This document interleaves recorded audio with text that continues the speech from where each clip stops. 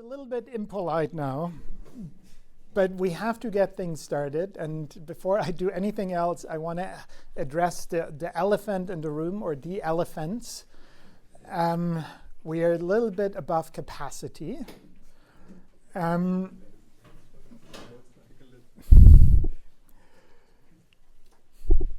I'm not quite sure what to do. I mean, there's a couple of things that I want to do. Number one, I will record this lecture and put it online. So if there's still people on the hallway who don't have a chair, or if you don't want to stand for the next 90 minutes, you can watch the entire lecture online. Number one. Number two, there's two ways to fix the situation. Number one, I can make the class less popular. Number two, I can find a larger room. Unfortunately, these two options are inherently coupled. It would be no problem to get you a large enough room at the Max Planck Institute, where our institute is located, but it's a 20-minute bus ride from here. And that will immediately reduce the number of participants to less than 40, which means I don't have the problem at all. It's not the first time that this happened. I'm a little bit surprised about the scale. Like normally in the first lecture, we had like 4 or 5 people who had to stand. And then of course, it's something that regulates over time, because I'm sure a lot of you are going to different lectures at the beginning of the term, still shopping around. My experience was 60 people register, 40 people show up, 30 people take the exam. I didn't look at Ilias this morning, or at campus this morning, but it looks like we're a little bit over this. What will I do? I will check again for another room. I can then give you the option, maybe through a poll, to see whether you want to basically live with the situation as it is, or whether we move this to a potentially undesirable location. But these are the only two options that we have. And as I said, I will keep recording things to allow people who cannot get into the room to watch the lecture afterwards on Ilias.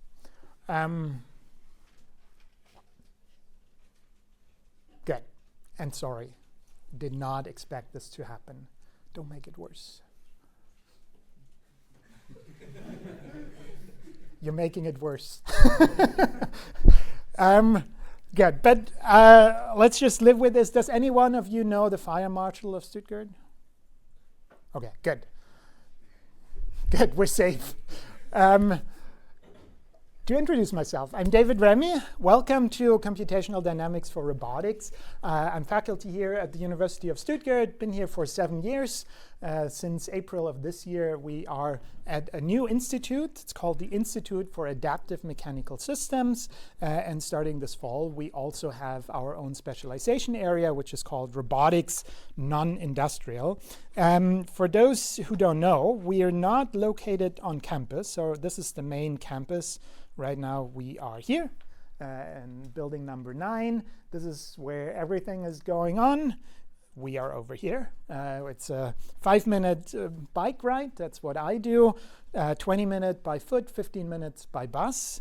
And we are co-located with the Max Planck Institute for Intelligent Systems. So they're doing fundamental research on robotics. We're also doing fundamental research on robotics. So we're very happy to be there.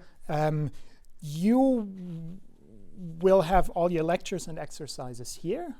This becomes important as soon as we start talking about oral exams, office hours, and so on. We are offering a specialization area. It's called Robotics Non-Industrial. Some of you may have gotten the introduction last week. If you're interested in this, have a look. This lecture, Computational Dynamics for Robotics, is part of that specialization area, which is currently offered in mechanical engineering and engineering cybernetics, both German and international version of that course. I will not do this lecture by myself. I will be doing this together with Iskander. Do you want to introduce yourself? I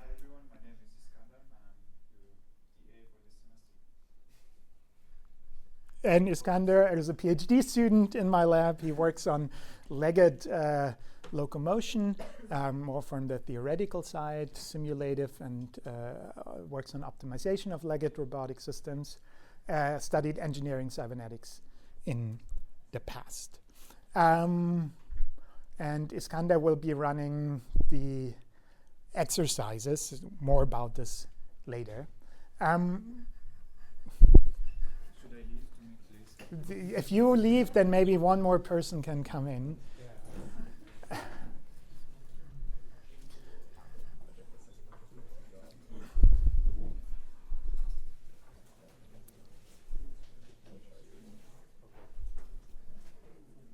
Yes, thank you. That's us. How about you? Who of you is studying engineering cybernetics, the German version? Okay.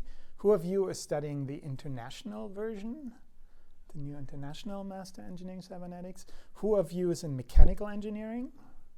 Few. Autonomous systems, autonome Systeme, commerce, that's quite a few. Mechatronics, 0. Who did I miss? Anyone who's not? Aerospace. 1. Medical technology, no. Okay, who of you plans on taking our specialization area? So this is offered for mechanical engineering and engineering cybernetics, so quite a few. Very cool. Okay, well, welcome to this class. It's called Computational Dynamics for Robotics, and I think what I want to do first is I show you a video. This is more to get everyone into the right mood, if that's the right word. Quick video about it's a little bit older. This is basically telling you what I did for my own PhD. You have to design, build, and control a 4-legged, electrically driven robot. Sorry, I'll let the this goal of our play. research is to make such machines robust, versatile, fast, and energy efficient. Before discussing robotic devices, let's have a look at nature. This is a dog called Rocky. He has 4 legs attached to a main body, each of which allowing movement in all directions. To do this, he needs control of at least 3 degrees of freedom. Using this as inspiration, we designed the leg with a similar kinematic structure, driven by a set of electric motors, which collectively allow actuation of the required 3 degrees of freedom, namely hip abduction, hip flexion, and knee flexion. Mounting 4 of these legs, additional motor controllers, and onboard computers, we get our first quadruped robot, Olaf. To make Olaf walk, we have to coordinate all 12 joints correctly. Firstly, we have to keep the center of gravity over the support polygon to avoid falling or tipping over. Secondly, to ensure forward motion, the feet have to step ahead accordingly. The onboard computer calculates the desired joint position using inverse kinematic methods and sends them to the motor controllers several hundred times a second. The motor controllers can then precisely track the joint positions over time. With his joint mobility, there are many other things Olaf can do. He can stand up, recover from a fall as a result of tipping over, and even move on steep inclinations or loose ground. In this case, he applies a special turtle-like crawling gait. All these maneuvers are relatively slow and thus created prior to application. In this state, Olaf is not programmed to react to unforeseen events. Additionally, since the robot is designed mechanically stiff, it behaves more like a table than like a dog. The rigid characteristics are further exposed if Olaf is subject to impact forces. The peak loads occurring due to the ground contact interaction immediately destroy the gearboxes. How can we engineer a robot that interacts with the ground similar to a real dog? To analyze this, we first have to understand the actuation principles in and around the joints of legged animals. The rigid links, in this case bones, are manipulated by a muscular tendon system. In contrast to standard robotic devices, both muscles and tendons act as compliant elements, sustaining large impact forces and storing potential energy whilst falling or running. This then allows the animal to interact in a compliant way with the environment and locomote very efficiently. While the leg is compressed, energy is stored in the muscles and released again before liftoff. To adapt these mechanisms to a robot, we had to rethink the mechanical design. Instead of connecting the motor and gearbox directly to the link, as done in Olaf, we included a spring in series. This is called a series elastic actuator. Similar to nature, the spring protects the gearbox from impact forces and allows for energy storage. Measuring the spring deflection and applying Hooke's law, we get precise information about the actual joint torque. By moving the actuator correctly, the actual joint torque can be controlled. Based on these principles, we built a new quadruped robot with steel springs in all 12 joints. All the actuators are tightly integrated at the hip joint to make the moved segments as lightweight as possible. The low inertia at the end effector allows fast leg motions and reduces impact losses. This new robot is called Starlet. Let's go back and drop some dogs. Okay, the robot doesn't break. Instead, he passively bounces around due to the mechanical springs, something we don't see in the natural counterpart. To mitigate this bouncing, Starlet has to be controlled continuously throughout the whole drop. Let's have a look at this process in detail. First of all, we have to detect contact. After making contact with the ground, the joint angles, body acceleration and rotation rates can be measured. With this information, the base position can be precisely estimated. To control the robot, we virtually apply forces on the main body. This allows us to imitate the required dynamics needed to stabilize the robot's orientation and position. These forces are distributed to the contact points and subsequently to the individual joints. Applying this principle, we can achieve quite natural behavior. Starlet can react to lifting its foot and pushes. Furthermore, we can start to become more dynamic and fast in our maneuvers. As an example, Starlet can perform a trotting gait. He can do so even if there are obstacles in its way. In such maneuvers, the spring in series contributes to the passivity of the system. The springs in the joint are compressed after landing to store energy and released again before liftoff, increasing the running efficiency. Despite all these efforts, there's still a long way to go until legged robots will support us in our daily tasks.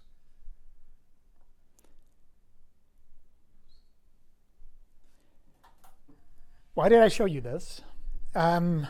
Two reasons. Number one, I wanted to show you what I'm doing with the rest of my life. So when I'm not in the classroom teaching, we're doing research on legged locomotion. My background is actually, I at some point sat exactly in one of these chairs, not in these, but over here. I studied engineering cybernetics here at the University of Stuttgart, then left for the US, did a master's at the University of Wisconsin in Madison, did my PhD at ETH Zurich, so this is basically part of my PhD work that I'm showing here. Then went back to the States, spent 6 years as assistant professor at the University of Michigan in Ann Arbor, and since 7 years I'm now back here at the University of Stuttgart. And so this is what we will do or what we did and what we are still continuing to do in our lab. The second reason why I wanted to show you this video is because I wanted to get everyone a little bit into the mood of what this class is about. And a lot of the things that we've seen here, right, talking about motion, talking about dynamics, talking about complex mechanical systems, contact, and so on, are things that we will see in this class.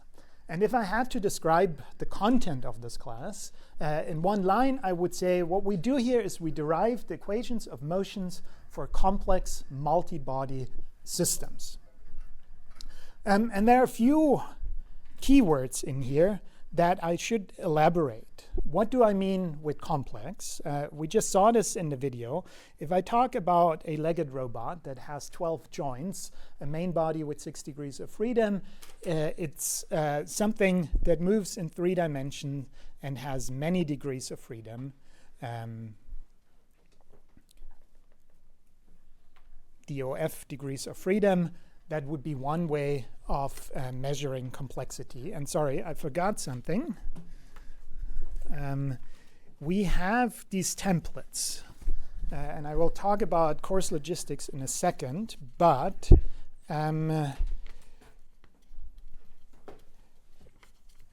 pardon me. I'm using OneNote for the lectures. I have things that are pre-written, so I'm using templates myself, and I know that annoys students a lot, and this is why we make the templates available to you on Ilias. I will talk about this in a second. I brought a few sheets with printed out templates for what we do today. It's not going to be enough. So some of you have a tablet, then go to Ilias. You can pass these around. For now, it's not super important because there's only my name on there, and you'll figure that out eventually. But you can pass those around, the ones that we have, and then if you are planning on do everything digital, maybe don't take one and give the rest to the others. Complexity, right? Complex, many degrees of freedom. Complexity can also be something that comes from what type of constraints we have. So how things are connected. And I say, just roughly speaking, interesting constraints. And that can mean a lot. You could have systems that have loops. For example, if I'm standing on one foot, I can move my other foot pretty much arbitrarily because I have a kinematic chain. If I have both feet on the ground, I'm forming a kinematic loop, and all of a sudden the motion of my 2 legs are coupled through the motion of my main body. That would be an interesting constraint. Talking about locomotion, we saw it in the video, we have unilateral constraints. So a leg can move through the ground, or my arm can move through the room, but cannot move through the blackboard. So these would be unilateral constraints. We could think about constraints that are time-dependent, that change as a function of time. We will talk about constraints that are non-holonomic, whatever that means. So that's another contribution to complexity. The other thing that we will look at, and that's directly related to this idea of unilateral constraints, are things such as collisions.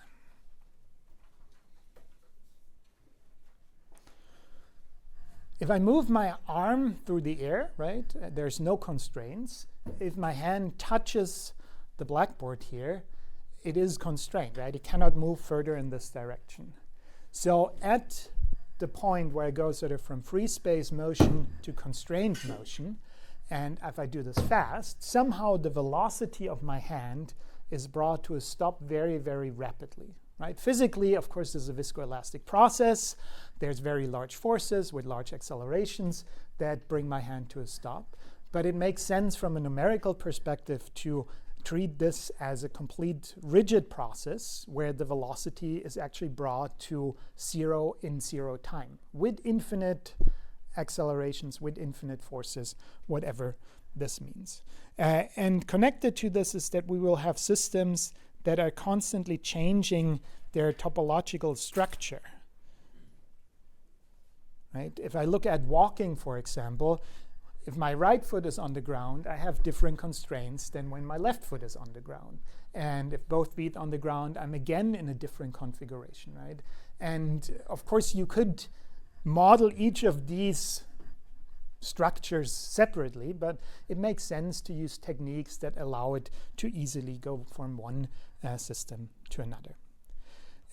Those are things that I mean with complexity. There's one thing that I do not cover in this class, which typically adds complexity to mechanical dynamical systems, and this is structural compliance. So flexible links, for example, and this is something that we will not cover.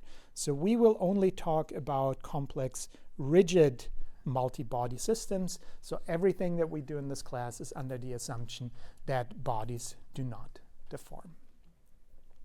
And for these complex systems, like the robot that I showed you in the video, my goal is now to derive the equations of motion.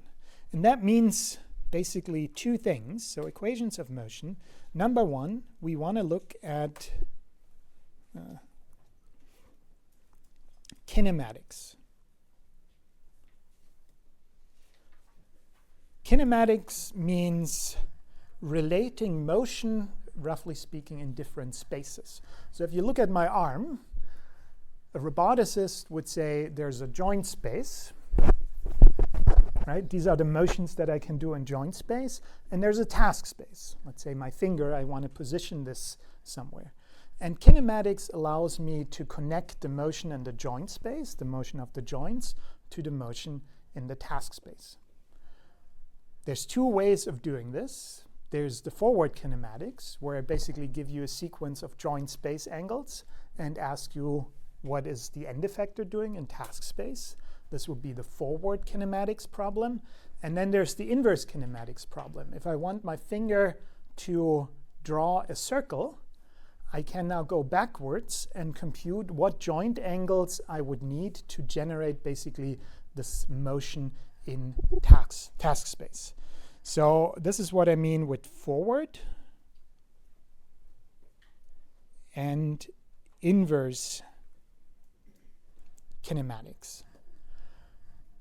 Kinematics only deals with motion, positions, velocities, accelerations.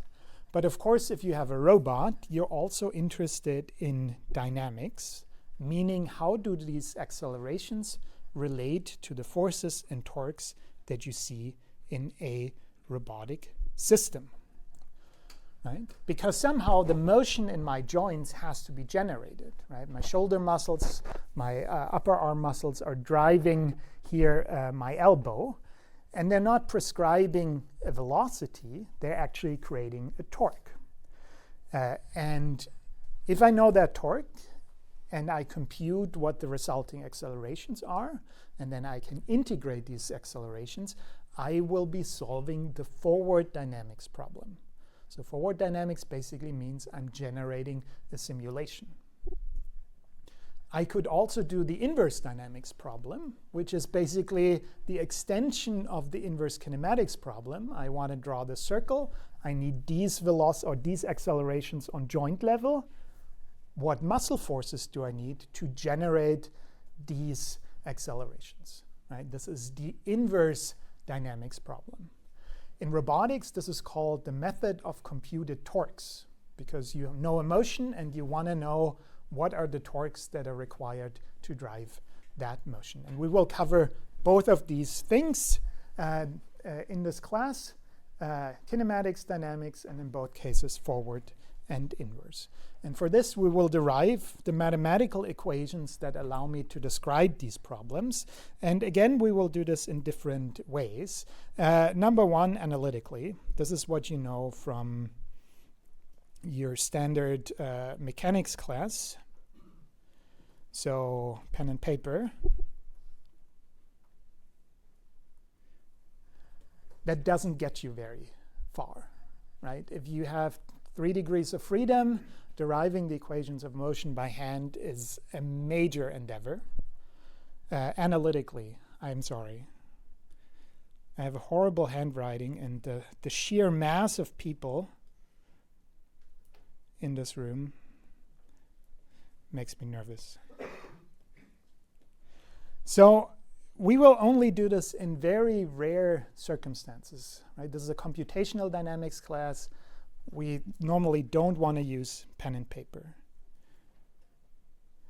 The next step is to do this with a computer. Using some computer algebra system. More specifically, what we will do is we will use MATLAB. And that has a toolbox that's called the Symbolic Math Toolbox. And that allows you now to derive these equations of motion in an automated fashion. Right? We don't do it by hand anymore. We let a computer do the work. But in the end, we get a set of equations. That gets you a lot further, but will not get you all the way to success, because that also doesn't scale well with the complexity of systems. To give you an example, the robot that I just showed you, right? Just 4 legs. Each leg has 3 degrees of freedom, so not super complex. I once computed the equations of motion for a 2D version of that. And I ended up with 30 pages of densely packed 10-point font text. Not a very scientific measure, but at that level of complexity, any algorithm gets slowed down. It takes forever to compute these things. So this will bring us also to the limits of what you can do in basically analytical form. And so we will then transition once more, and we'll start talking about numerical algorithms. And here the difference is that instead of deriving the equations and then plugging in numbers when solving them, you basically derive and solve in the same step. Right? So you immediately plug in the numbers, you never get the full equation. And the way we will do this is, of course, through computer algorithms. And 95% of these algorithms are going to be recursive algorithms to compute and solve kinematics and dynamics equations. So this is content-wise, right? This is what I want to cover with this class. I want to give you these tools. And a class has always 2 sides, right? There's basically what you learn and how you learn. How you learn, you can call this the flavor of the class. And this class is a little bit different than other mechanics classes that you may get at this university for a couple of reasons. Number one, as I said, right, I spent 6 years in the US, and I will embrace the, let's say, American teaching style, making this a little bit more interactive, a little bit more fun, a little bit more of a conversation with you, rather than just the standard, more German, I talk, you shut up type of class. That's flavor number one, right? Some people like it, some people hate it. That's a flavor, right? Some people like strawberry ice cream, some people like chocolate ice cream. That's a flavor. Number one, a little bit more interactive. Number two, it's a physics-based class, which puts a strong focus on intuition. And what this means is that sort of in my experience, there's 2 ways of looking at mechanics. There's the more mathematical view that says mechanics can be derived from a set of axioms through rules, and you basically get recipes of how to derive equations. And the people in that camp tend to say, don't try to imagine it, because with so many degrees of freedom, your intuition will fail you. And there's some truth to that. Things get so complex that you cannot imagine them. And then if you try, you're bound to make mistakes. I'm a little bit on the other side of this, where I say, well, we're talking about physics. So every number that I write down has some physical equivalent. Every matrix that we write down has some physical interpretation.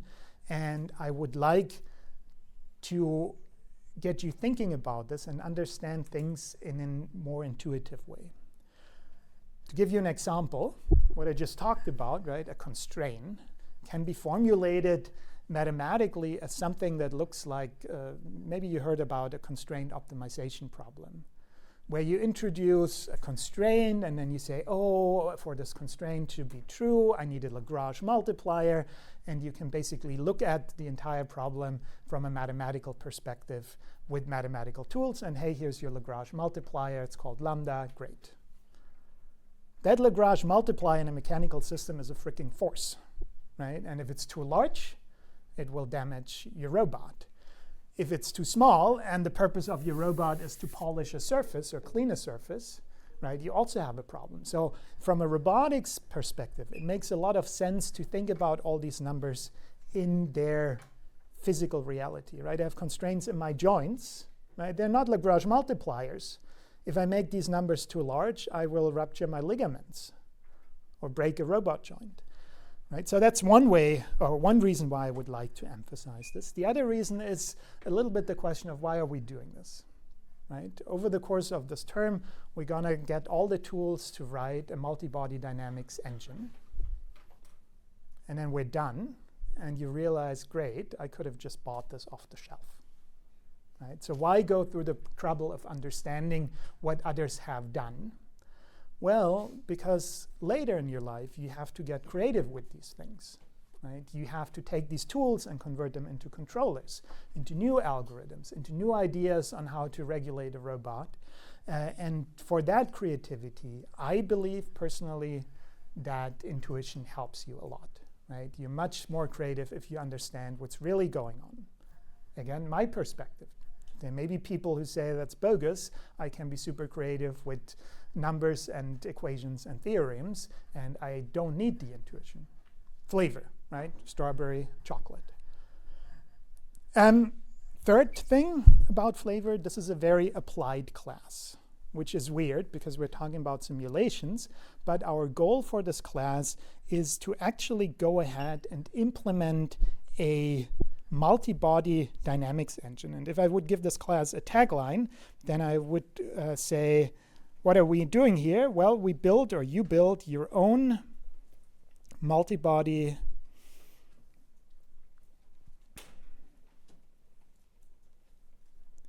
dynamics engine.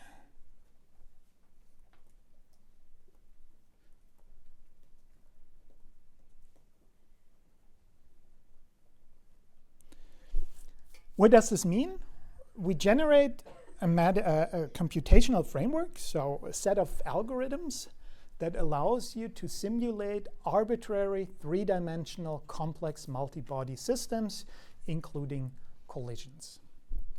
And we do this in a sequence of exercises where roughly every second week we meet in this room and we will, you're smiling, I know, we figured this out, the part meet in this room.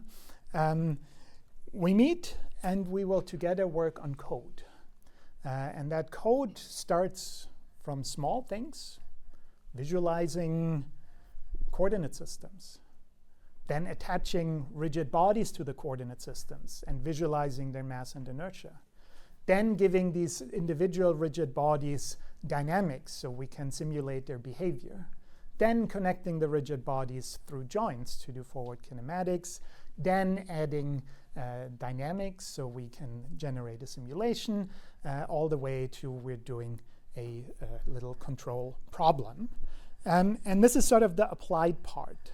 It's in a sense, one big project that, where one exercise builds on the other. And I think, or at least that's what student told me in the past, that's also one of the large benefits of this class, that you actually get to do one large project. All of you learned to code, right? You had your introductory C class or whatever, but it was always these mini projects, right? What we will do here is really over the course of 14 weeks, we build up a massive algorithmic framework. Not a good one, to be honest. Not very performant, so nothing you should use after this class. But the whole ideas that go into this and how to structure the problem, how to describe the problem, we will be using object-oriented programming and so on, are very useful in other contexts as well. And then at the end of the class, the last exercise is simulating one of these robots. So it's a three-dimensional robot, 3 links, rotational, rotational, rotational. We are solving the inverse kinematics problem to figure out how to move the joints to move along a straight trajectory. We solve the inverse dynamics problem to figure out what torques we need. We then, of course, solve the forward dynamics problem to generate the simulation that you see here. And then in the end, we also do a version where, sorry, I should explain this. What the round thing here you see is a sphere. So there's a cable attached here and to the end effector of the robot. And as long as the cable is slack, the end effector can move on a straight line. But then as soon as the cable is pulled or fully tensioned, you see that the motion of the end effector is now constrained to be on this spherical surface. So you have the constraints, you have the collision, you have to implement all of this. And at the same time, right, this helps you visualize things. Motion of coordinate systems, we visualize things like angular momentum, we visualize accelerations, and we can look at this in this virtual environment.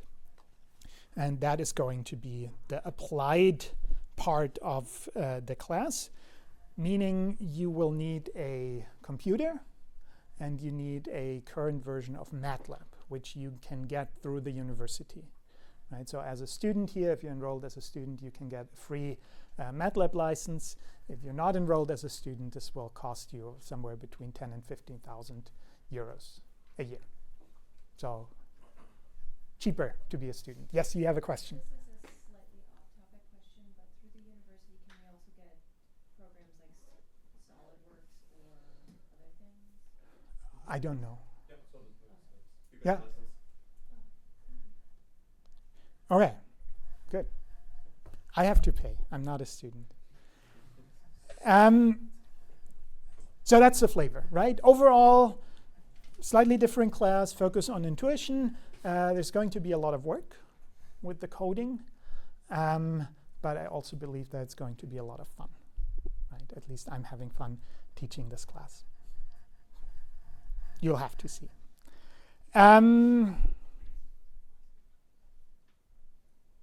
Questions? You need the laptop for next time? I'll talk about logistics in a second, but yes, you need the laptop on Thursday.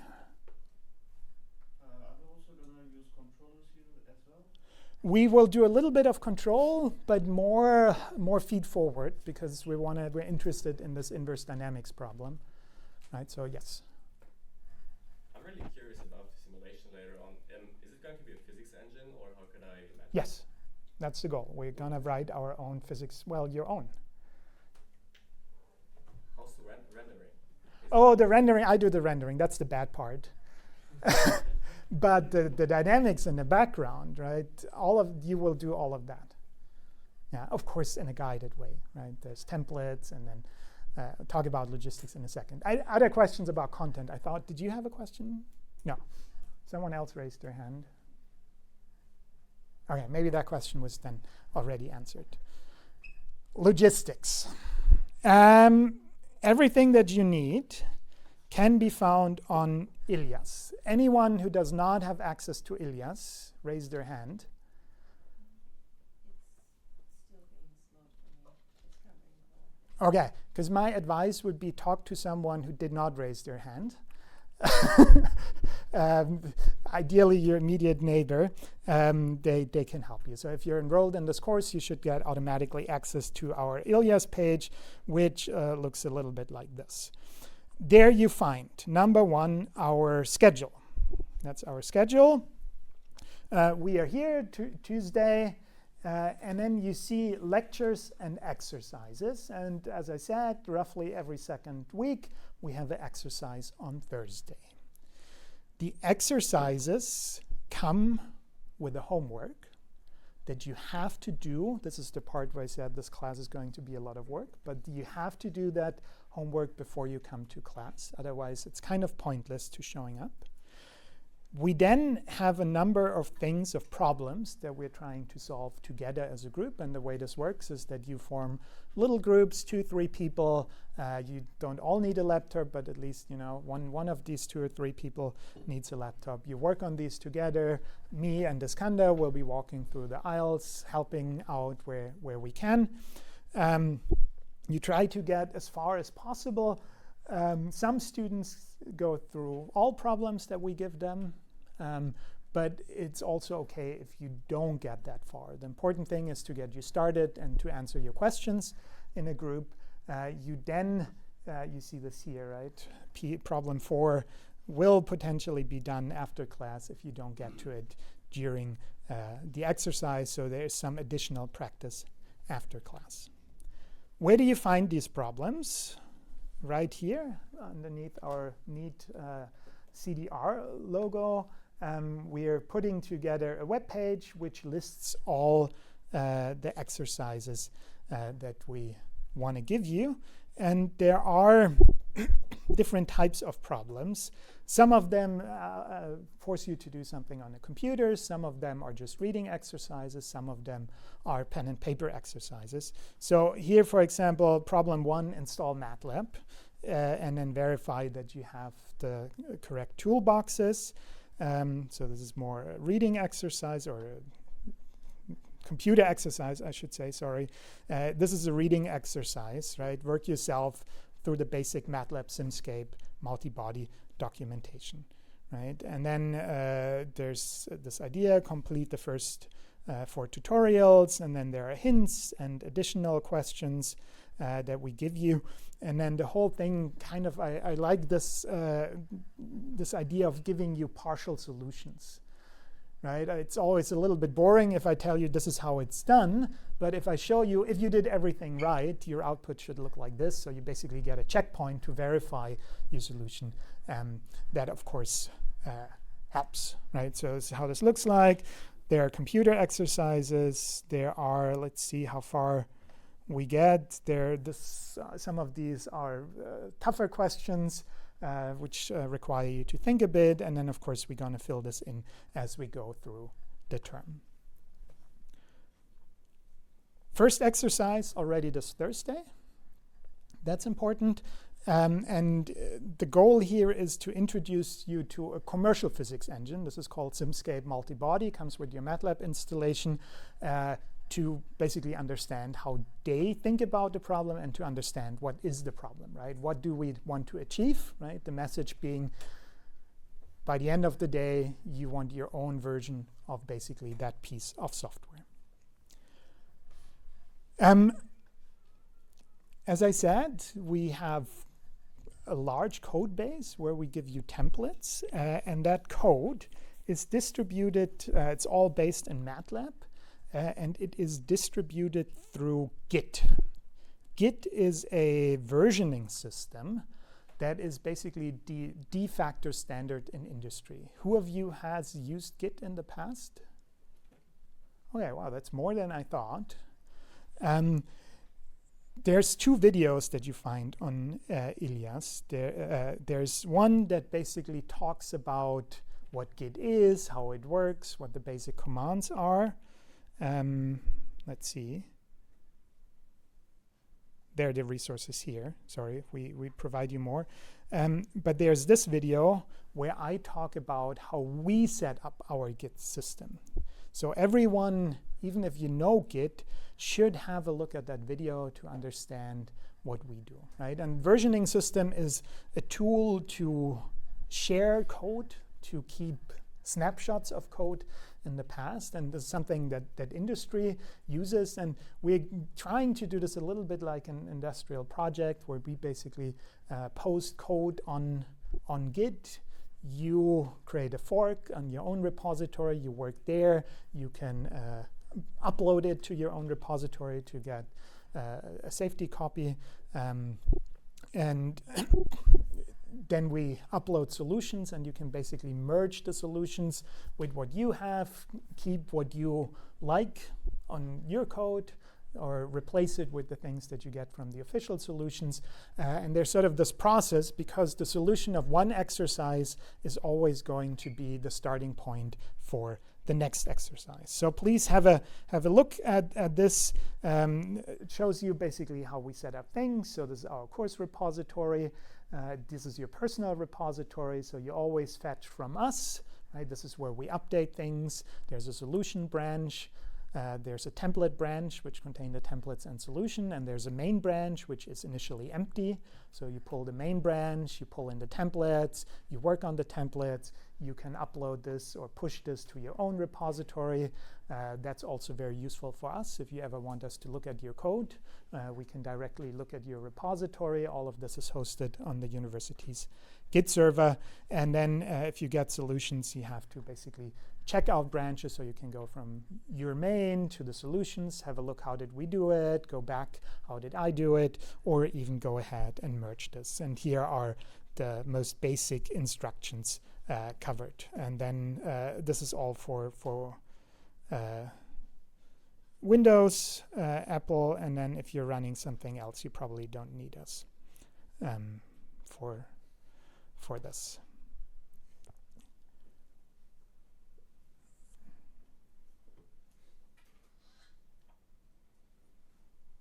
Good. Just checking if I did not miss anything.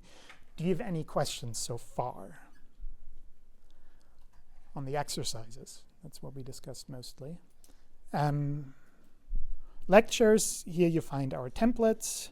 You find everything I discussed in more detail. Also, as part of the information, we will post news here if something comes up. So yeah, make sure that you check there, and also make sure that you read your official University of Stuttgart email, because if I email you, I will never touch another email than the one that starts with ST something. We do have a forum. If you have any questions, if you're looking for someone to do a group, create a study group, and so on. If something is wrong, that's where you can complain about the class. So yeah, feel free to use that as sort of the means of communication. If you send me an email, you get an immediate response that says, oh, great question, can you post it on the forum?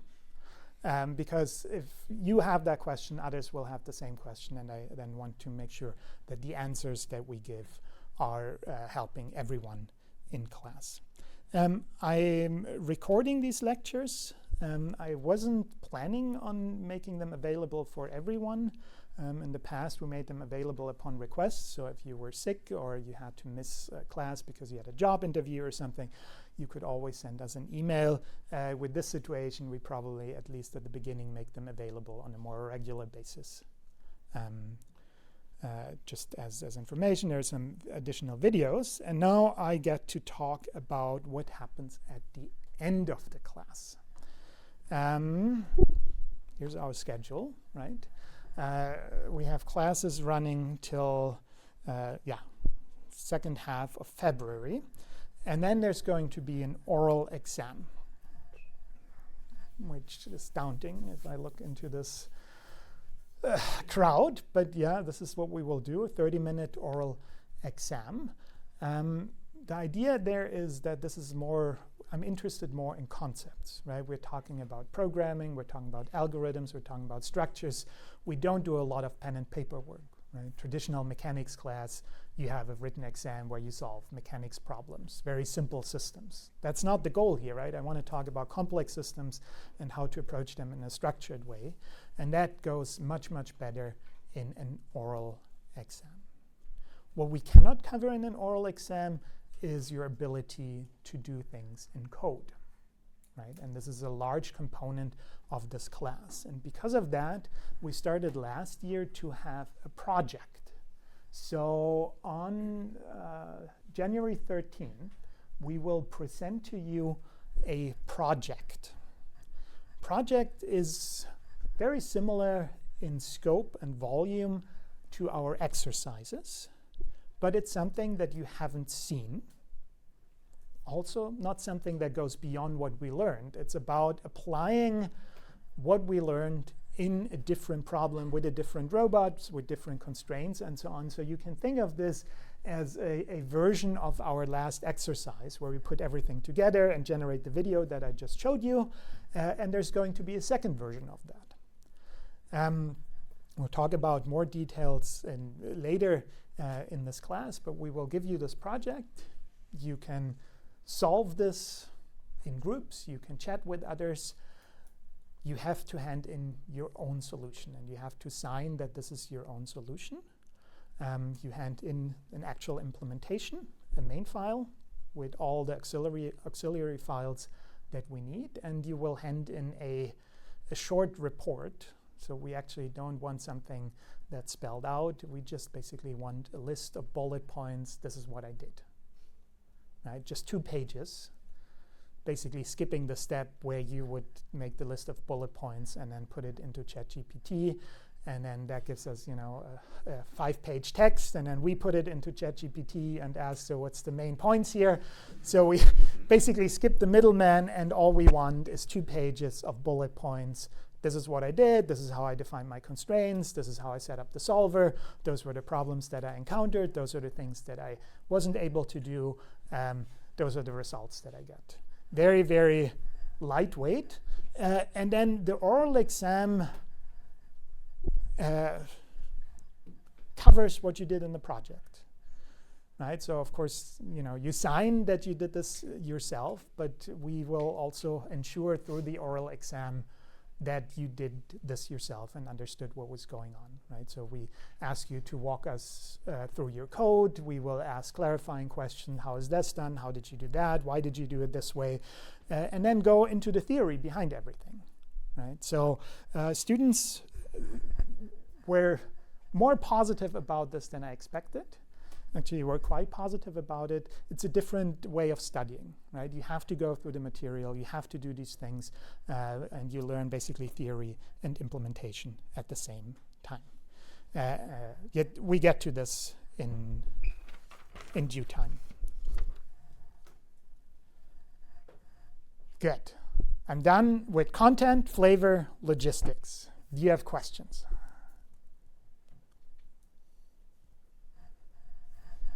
Then I will dive right in, and there is a few of these templates. Again, if you don't need it, pass it on so that others get a chance to. And there's multiple pages. Sorry, I don't know what is kind of printed out. I think he printed out the entire chapter. If you have a tablet in front of you, just pull the templates from our Ilias page, save a tree.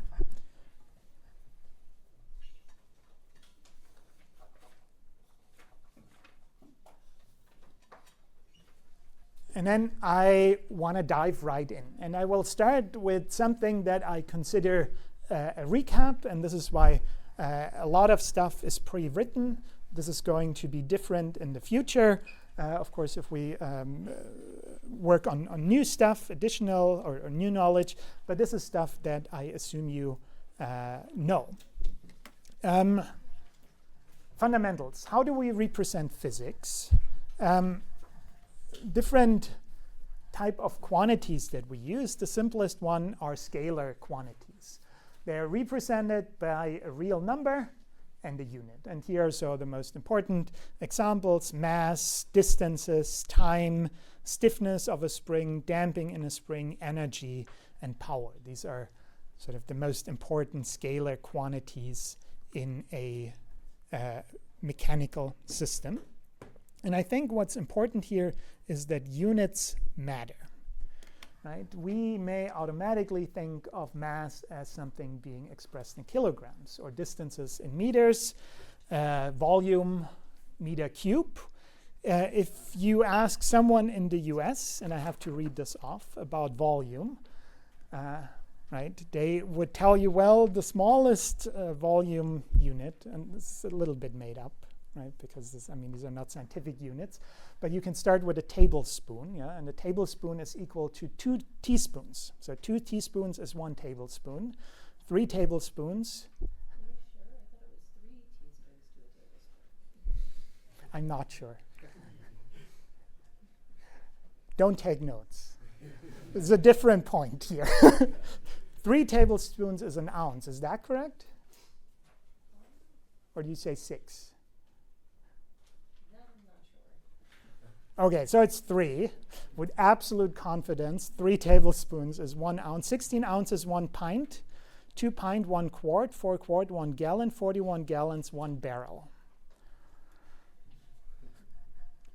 Disclaimer, these numbers may not be absolutely accurate, but the point is very, very different system of units, and it works well, right? Sometimes I get a recipe from New York Times, and then I use these units, and the cake turns out well. But of course, you have to know what the units are, right? Units matter. I wanted to show you something which seemingly unrelated, but kind of interesting. And this is the following graph here. Can I make this a little bit smaller? Here we go. This is a depressing graph. Sorry about that. This is why you die. Age on the x-axis, and then shown are here the reasons why you die, right? This goes from cancer to circulatory, so heart, external causes, accidents, respiratory, your lung, congenital, so birth defects, nervous, so I think this would be your stroke, for example. It's all listed here, right? Very depressing chart. The question that I want to ask you is, why do small children die of cancer, right? Cancer, big part if you're around 60, right? I'm moving towards this, not there yet, but getting there, right? Cancer becomes dominant cause of death, but also for small children. Why is that? I think they get it from their parents. The parents have it; it's in their genes. But it's 120. You see that it's below because anyone who had it in them has already passed away. So potential answer, right? So other ideas? I would say the left peak comes maybe from vulnerability to Verwundbarkeit after birth, and the right peak is maybe because they developed it when they were ill from external causes like smoke or. But this would be congenital, right? These are basically birth defects. So I'm not sure if that's true. There's in the back. Maybe it is not that common because of the graph. You see that common since it's percentages, and if there's only 10 children dies, 3 of them are cancer, whereas in the other part, 1,000 people die and 300 for cancer. So it's relative. You wanted to say the same thing?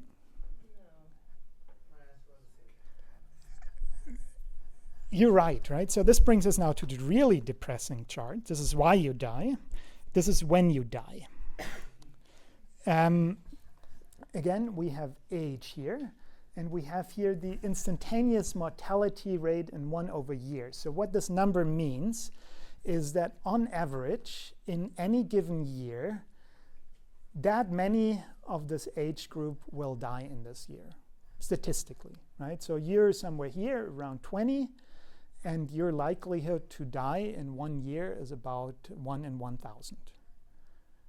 Yeah, I'm a little bit further over here. And then the depressing thing is this is a logarithmic chart. So I'm 2 ticks up from you, which means I'm 3 times more likely to die in this year than you are. And overall, we see that this goes up as a function of age. And then here we are 100. The likelihood, if you're 100, the likelihood to die in the next year gets close to certainty. And then there's data missing, right? There's so few people who ever reach that age. So there is an extrapolation. It's a likelihood. So it's weird to think of this as being larger than 1. But it can go larger than 1, right? If the value would be 2, then statistically, one person would die within half a year. Or, statistically, maybe you could say 2 people would die within a quarter year or something like that. So this is why this can go larger than 1. But let's leave the depressing region and look at this region, which is kids around 10 years. And this is sort of your optimal age where you have, right after birth, risk is fairly large. But once you made it to, let's say, 5 years, you start to be good in taking care of yourself, and at the same time, your parents still take care of you. And that brings you down to, 1 in 10,000. So 10 times less likely than you. And then that number rises sharply once you get a driver's license. And then sort of you have these more age-related effects. And this is going back to what you said before, right? The likelihood to die of cancer, or the absolute number of people who die of cancer, is probably much lower in this range because the overall number is 10 times lower than here, right? And if I look now at the y-axis, I see we have percentages here, relative fraction, not absolute value. And the reason why this looks like that is because here, these are the people with the driver's license, right? And there's a lot of external causes that then make other reasons look less likely. Why did I talk about this in the context of units? Because what we have here is basically a changing unit, right? We have an x-axis, and the unit was percent, but percent means some fraction of something larger, and what the larger quantity, the number of overall that was in a different plot, right? So we have units that change over time, or that might change.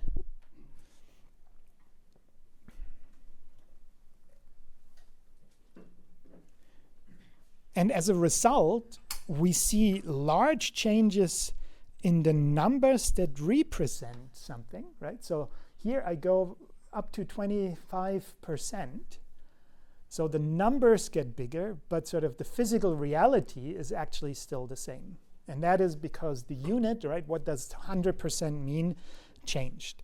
I'm saying this because we will soon start talking about coordinate systems, and in particular moving coordinate systems. And there we get a very similar effect, that a coordinate system moves. The physical reality is unchanged, but because the coordinate system moves, we get different numbers. And we basically have to tease that apart. Wait, is the number changing or is physics changing? Because the thing that connects the two, the coordinate system, is changing as well, right? And the same thing happens basically here, where I have a physical reality and I have a number. And the thing that connects these two, right, that's the unit that could change as well. So those are scalars, a little bit more background than you wanted, especially in terms of these statistics. Next thing are vector quantities. I write them with a little arrow on top. Sometimes I'm lazy and you just get a dash. Means the same thing. In printed text, we use bold font to highlight vectors.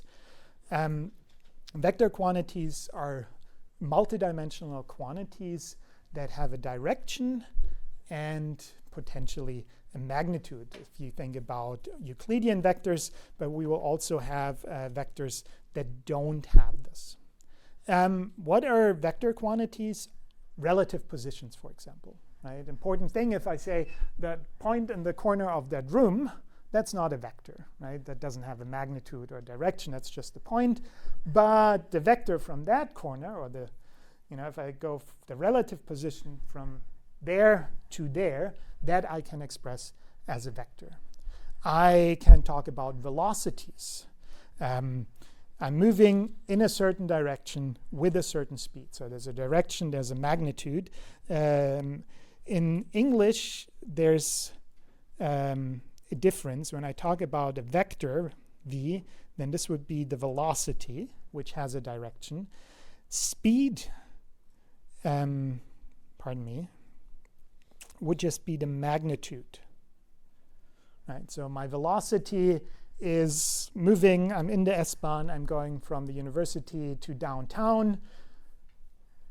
That is a velocity because there's a direction involved. If I just think about how fast I'm going, right, 60 kilometers an hour, I would call this the speed. Right? In German, there's none such distinction. Right? Geschwindigkeit would be used for both.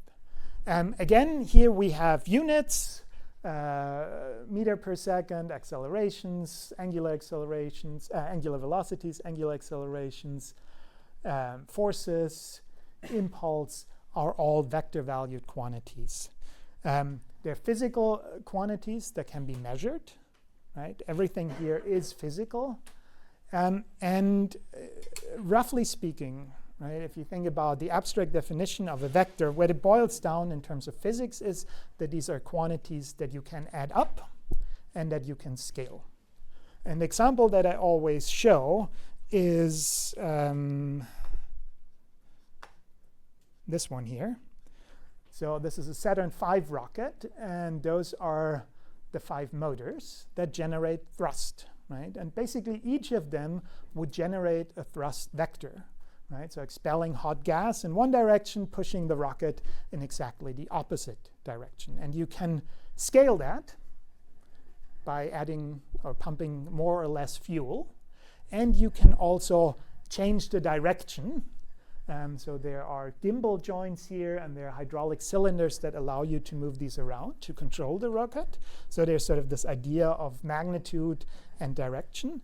But there's 5 of them.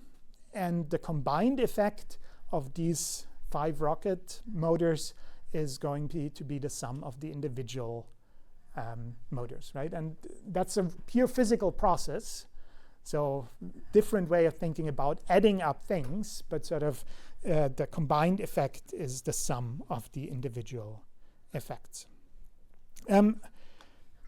Talking about units, we have these weird vectors that we will talk about more in detail later on, which are generalized coordinates. So you can think of Q as joint angles in a robot.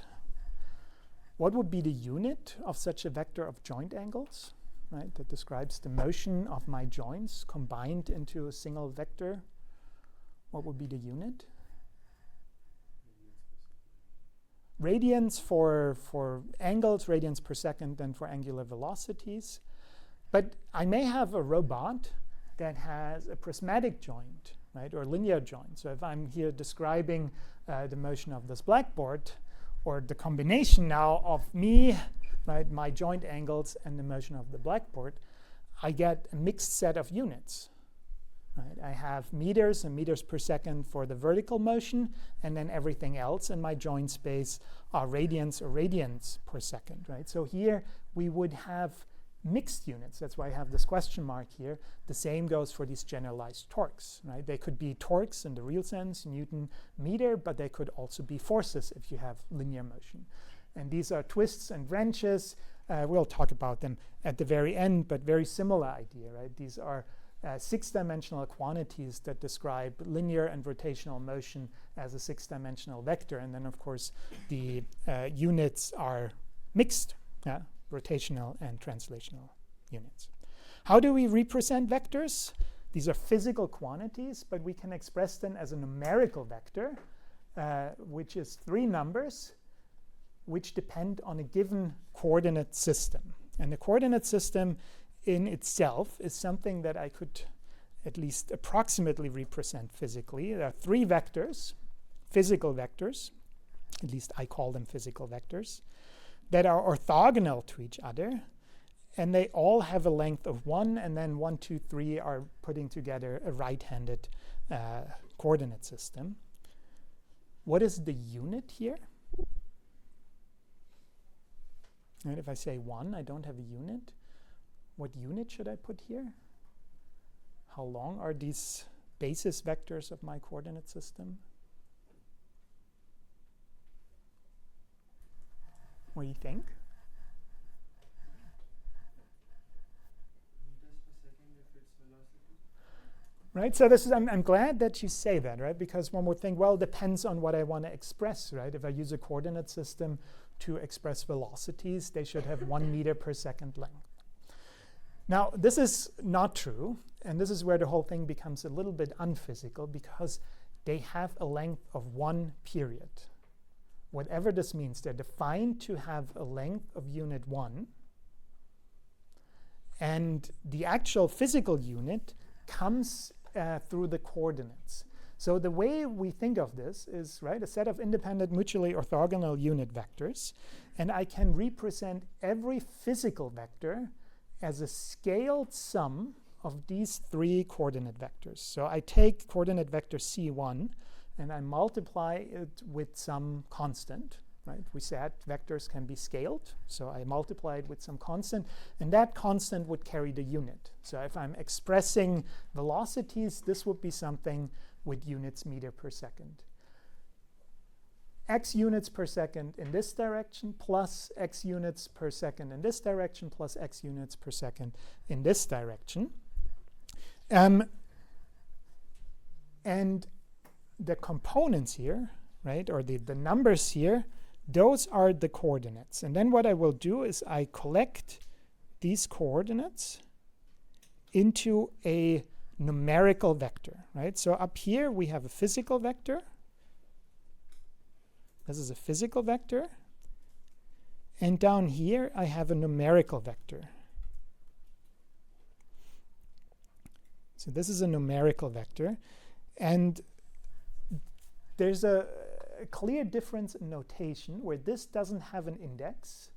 Physics exists without a coordinate system, but here I have an index because this numerical vector is expressed with respect to a specific coordinate system, in this case with respect to a coordinate system C.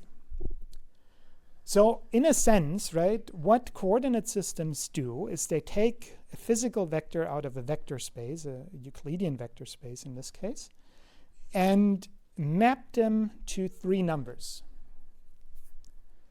And the three numbers, of course, depend on how you pick your coordinate system. If it's like this, you get a certain set of numbers. If someone else puts their coordinate system with a different orientation, they get a different set of numbers.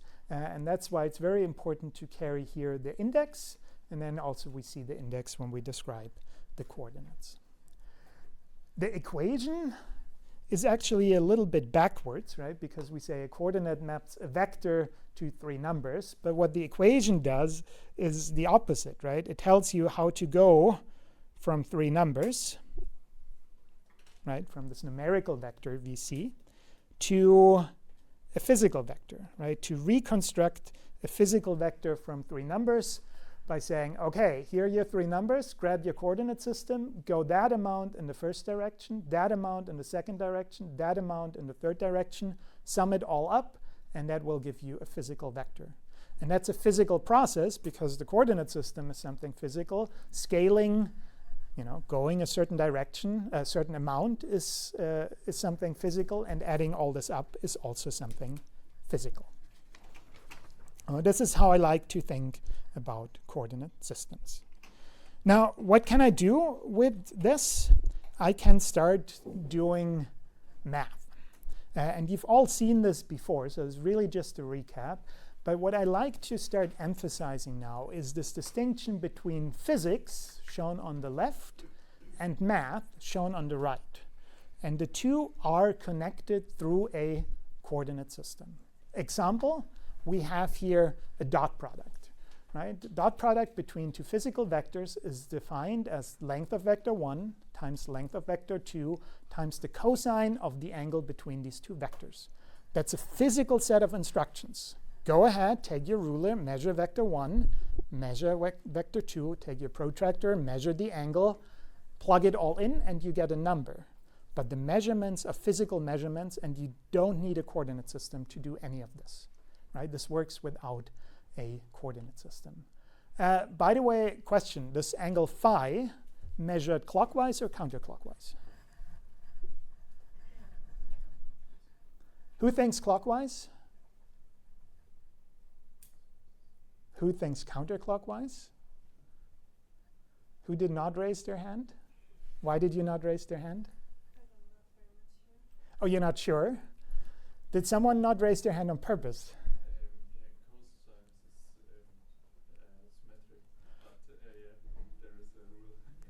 Cosine is symmetric, so it doesn't matter. You wanted to say something else?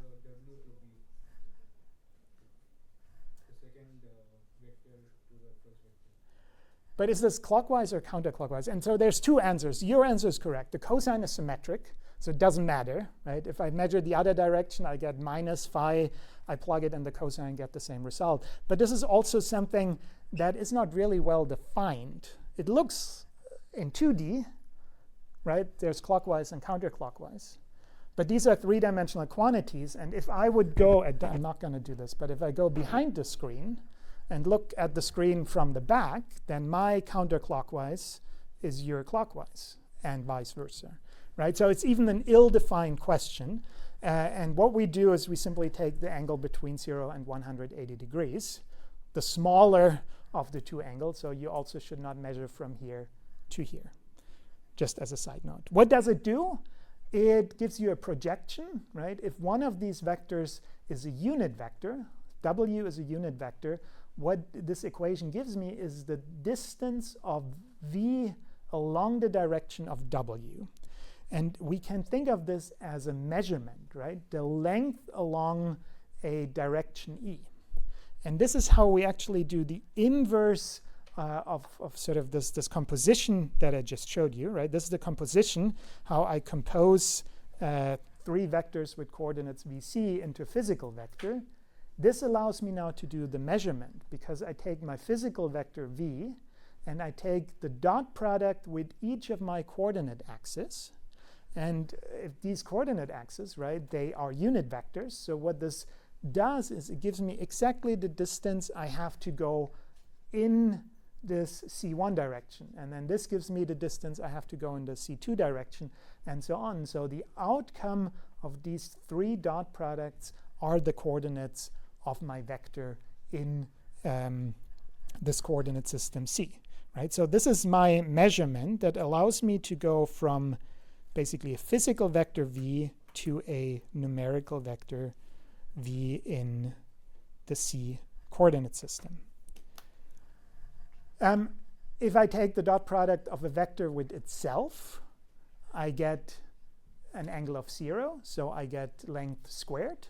So this allows me to measure the length of a vector. And there we have to be careful that we only do this for vectors that live in Euclidean space. For example, these generalized velocities that we just talked about, right? If I say the dot product of some generalized velocity vector q dot with itself, what would that be, right? What would be the length of that vector? Even worse, what would be the unit? Because q dot, if I talk about rotational motion, is radians per second, right? If I talk about linear motion, I'm talking about meters per second.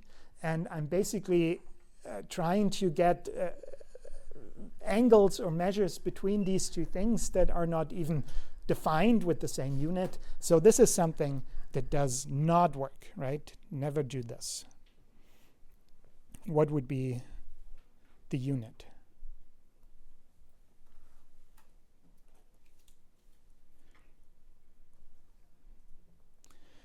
But one could try other inner products. So for example, if I look at this, right, joint velocities times joint torques.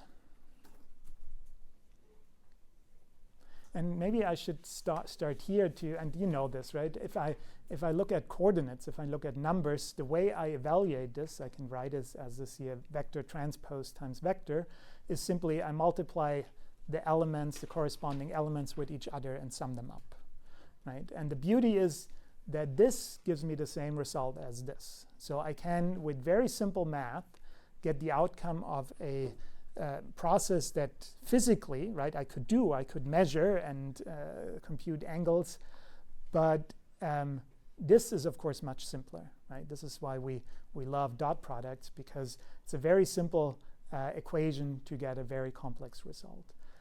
But if I do this here, right, so I multiply velocities with corresponding torques, what happens? Right? Well, let's give it a try. If I have an angular motion, I have radians per second, and I have a motor torque, Newton meter. So I get Newton meter per second, unit of power. right? If I look at linear motion, I have meters per second, and I'm applying a force of Newton. So I get Newton meter per second, again, power. So sometimes these dot products, I should have written them over here because they're more, well, they're somewhere in between physical and numerical, but they give me some new physical quantity, which in this case is power, right? A scalar quantity. And I can do this also with these twists or these spatial vectors, where again I would multiply arbitrary velocities with arbitrary torques or forces, but I would always do a rotational motion with a torque and a linear motion with a force, and I would always get units of power. So this is something that works out. Dot product. Questions? I hope you've all seen this. I want to emphasize sort of this idea there's something physical going on that does not require a coordinate system, and we can represent this mathematically. We could also do this with a cross product. This is how it's defined physically, right? You have two vectors, measure the length of one, measure the length of the other, measure the angle between them, compute the sine of that angle, and then create a vector that has this length but is orthogonal to v and w, and forms with v and w a right-handed coordinate system, and assign that value in this direction. Right, so physical instruction. Hugh has learned to interpret a cross product basically as the area of the parallelogram that is spanned by these two vectors. Okay, I don't want to say this is not true, but it's not very useful. Sorry. I would like to think about this differently, right? In the dot product, we had a cosine, and we said a dot product basically projects vector 1 down onto vector 2. Now, with the cross product, we have a sine, and a cosine projects onto the x-axis. A sine would project onto the y-axis, or in other words, what I get here is a projection onto a vector that is orthogonal to w. Right? This is basically down here, right? This is the physical or the geometrical interpretation. This distance is v times sine of phi. So it's an orthogonal projection. And that basically tells you already how we're going to use these two. If I want to know how much is a certain quantity along a given direction, I use the dot product, right? So I have a velocity in this direction. I want to know how much of that velocity is along this direction, right? So there's some component this way, some component that way. I use the dot product. I project onto a vector. Here I project onto something that is orthogonal to a vector. And that is useful if you start thinking about rotations. If I have some object, can I borrow your bottle for a second? If I have an object and I am observing this, I could ask myself two questions, right? This is moving through space in some way. And I could ask myself, what of that motion is towards me? And that would be a dot product. I would take a vector from myself to this, and then I have the velocity direction. I would project the velocity of the bottle onto my sort of line of sight. I do a dot product. I know the amount of velocity or the speed with which this bottle comes towards me.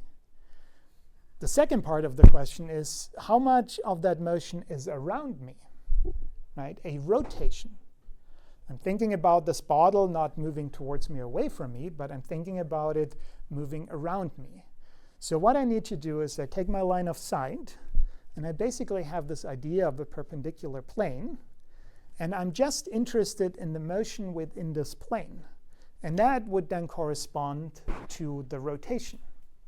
Right? This is distinguishing between motion away and towards me and motion around me. And that motion around me requires basically a projection onto this plane that is normal or orthogonal to my line of sight. And this is what's happening here, right? This is what we will do with the cross product. That's all physics. On the right-hand side, we have our definition of the cross product. You typically learned it this way, that you say a cross product between two numerical vectors is defined the following way. So second component of the first vector times third component of the second vector minus third component of the first vector times, and so on, right? It's a very simple equation. Not as simple as this, but at some point everyone memorized this. There's another way of writing this, and you can very quickly verify that these two are equivalent. I could also write this as a multiplication of a matrix and a vector. So I take my first vector and convert it into a matrix, which we will write with this tilde symbol on top. And that has the following structure. It's a matrix with diagonals, diagonals all equal. And then you have sort of positive and negative values alternating here. Who knows how this is called?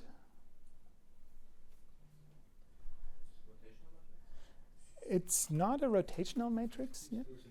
It's a skew-symmetric matrix, eine schiefsymmetrische Matrix. So a skew-symmetric matrix, the property is if I take the transpose of this matrix, I will get its negative, right?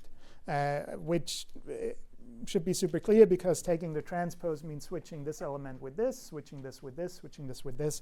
They have opposite signs, so I would get the same matrix just with a minus sign. And it's very simple to verify that if I take this matrix and multiply it with the vector v, I end up exactly with this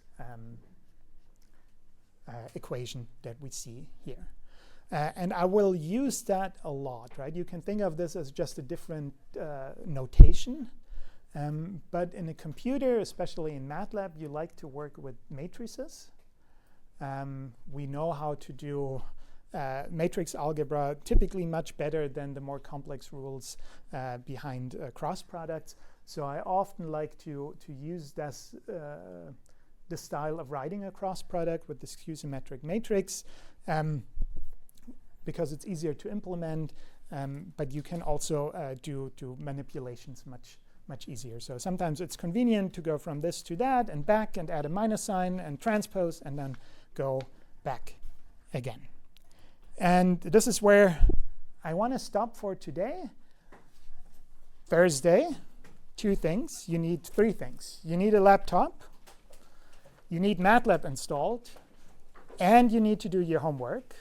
And if you installed MATLAB, you've already done half of your homework, because problem 1 is install MATLAB, and then problem 2 is go through this tutorial. I stay in contact about the room. If we can do something, I'll post on Ilias. I wish you a good start in the term and a good week. Thank you.